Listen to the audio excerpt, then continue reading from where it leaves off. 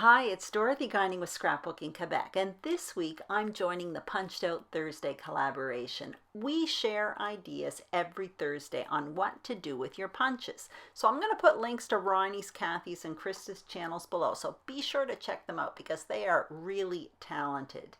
Today I'm going to be creating a birthday themed layout with just a few simple cuts as well as some basic shapes. So here's what I'm going to be using. And the paper comes from an old collection from Stampin' Up called Broadway Bound.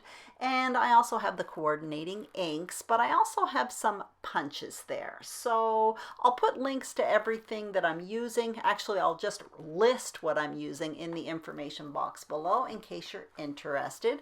So all I did in advance was select my paper and I matted 2 photos. So I'm showing you what I have on my desk. And I also have some punches here. Now, I have circle punches as well as balloon punches and that scallop circle. All of this really can be replaced by circles, to be perfectly honest. I have a tray of stuff on my desk. I always have that when I scrapbook, as well as a few more punches just in case. Those are always on hand as well.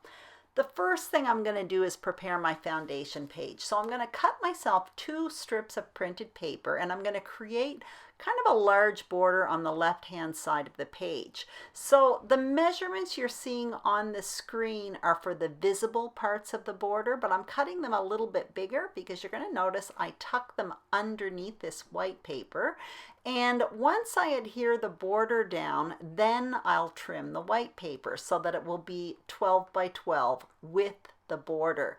I find it much easier to trim the cardstock after I place the border. It's just easier to create a 12 by 12 canvas that way. Also, I could have adhered them on top of my page, but I do like the look when it peeks out from underneath.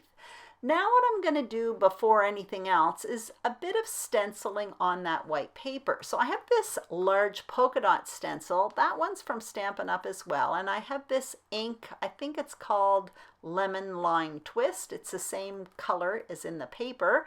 And I'm putting that in a few spots. And then I'm going to come in with this smaller dot stencil. That one there I think is from Echo Park. Anyways, it's just small dots and I'm using gray granite ink. Again, I'm just putting it in 3 spots. And a lot of that's going to be covered up with other elements that I put on top of the foundation page. I'm going to place my photos on one side. Actually, I'll do that in a minute. But what I'm going to create right now is this giant party hat. Super easy to create. Now, all measurements are on the screen, but basically I started with a 5-inch by 9-inch block of paper and created a triangle. And that's going to be the base to a big party hat that's going to be on the page. And I'm going to mat my photos again. Now at this point, I think I'm going to mat it with this pink printed paper, but those lines, they almost look like rows of beads. I was trying to center them and it ended up being just too much of a pain in the butt. So I cut myself some plain pink cardstock. I end up cutting it too small, so I had to cut it again, but no big deal. I'll use it elsewhere. Anyway, as you can see, I'm cutting out circles, and I even cut out circles from behind the mat on the photo. So I did it in green and in pink, and what I'm going to do is create a brim on the bottom of that hat with different size circles. Those are 3/4 of an inch and 1 inch. And there's no real pattern here. Basically, I'm starting with the larger pink ones, then I'm filling in with the smaller pink ones, and then I'm going to add some of that lime color as well, just to add a little bit of contrast. And a moment ago for the pom-pom, I used a scalloped circle punch, and I did it in that pink printed paper. But you could use a circle there as well if you don't have a scalloped circle. Now you see I'm cutting out some pieces in white scrap cardstock. So basically what I'm doing with a few of the pieces is I'm kind of making homemade chipboard. I'm doing that with the pom-pom there. And what it's going to do is create a decoration just with a little bit of height, a little bit of dimension. And I do that with a few of the circles in the brim of the hat. Actually, what I did was I cut out with that pink printed paper a few circles, and I'm turning that into homemade chipboard. Again, just to add a little bit of visual interest, a little bit of, I don't know, height and texture in the brim of this party hat. That is basically the largest decorative element on the page and really easy to make. So I will place my photos down, but I am going to add some more decorations as well, and you're going to see that in a minute. I'm continuing there with my little chipboard homemade pieces that I'm putting in the brim, but that'll be finished in a minute. And a few of them, as you can see, I did add some foam adhesive. So I put my photos down, and now what I'm going to do is create 2 journaling tags that I'm going to tuck on the left hand side of the photo. So that's a tag punch by Stampin' Up! That I use all the time called Delightful Tag Topper. So I cut it down at 2 inches and then just snipped the top. And now what I'm going to do is some stamping. So I'm showing you letter stamps. Those are from Close to My Heart, as well as that balloon punch. And what I'm going to do is stamp out the year 1972. And I'm doing the numbers first, and then I'm taking that balloon stamp and just stamping an outline around the numbers. I'm also going to stamp some larger balloons on that colored paper. I'm just doing it with black Memento ink just to give a little, I don't know, just to add some contrast to it. And then I'm coming in with this punch and punching out the balloons.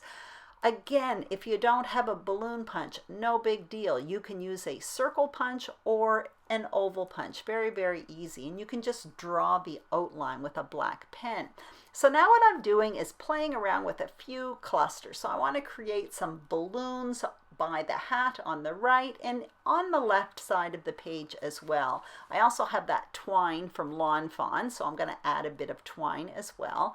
And I play around quite a bit here. Now I'm showing you a title I made off camera with a die from Stampin' Up! It says Happy Birthday, and I don't know if you can tell, but I did that on a few layers as well. So there's a few layers of white cardstock. Again, it makes it a little bit thick, almost like chipboard. And I'm using this, it's kind of like a wax paper sheet with adhesive to put the adhesive on it because it's very easy with very small pieces. It just works very, very well. So now I'm adhering these balloons down. Some of them have foam adhesive behind them, and I did back them with white cardstock just to make them a little bit thicker. And I added the twine behind it with some glue dots just because it adheres them quite well. I'm tying a knot, and then I have this bow. You're going to see it in a minute. That as well is an old product from Stampin' Up! And it's that same lime color. So I made it like it was tying the balloons together.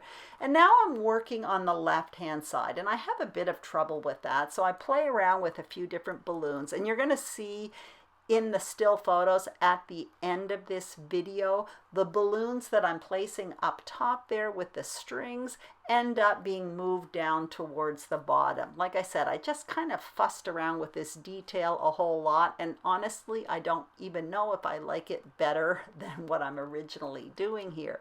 Anyway, like I said, you can judge for yourself at the end when you see the still photos. Now what I'm doing is creating reinforcers for these tags. So I cut out a hole with a hole punch, and then I cut out a circle with a 1/2 inch circle punch, and that created little rings.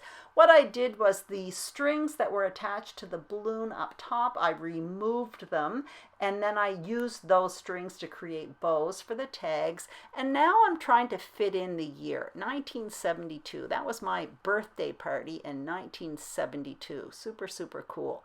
Anyway, I'm doing the same thing with those strings, tying a little knot in them, and I do have one more of those lime colored bows from Stampin' Up! So I'm going to use that as well. And basically all I do at the end here off camera is I do a bit of journaling, and I end up moving those 2 balloons that are up top a little bit down towards the bottom. And that is it. And super easy way to create birthday themed decorations with a few simple cuts and some basic shapes. And don't forget the scallop circle as well as the balloon punch. That can be replaced with a circle punch as well as an oval punch. No big deal. Anyway, I hope you enjoyed this video. If you did, please give it a thumbs up. If you haven't subscribed to Scrapbooking Quebec, I would absolutely love it if you did. Also, be sure to check out the other ladies. Their links are listed below. Thank you so much for watching and have a great day.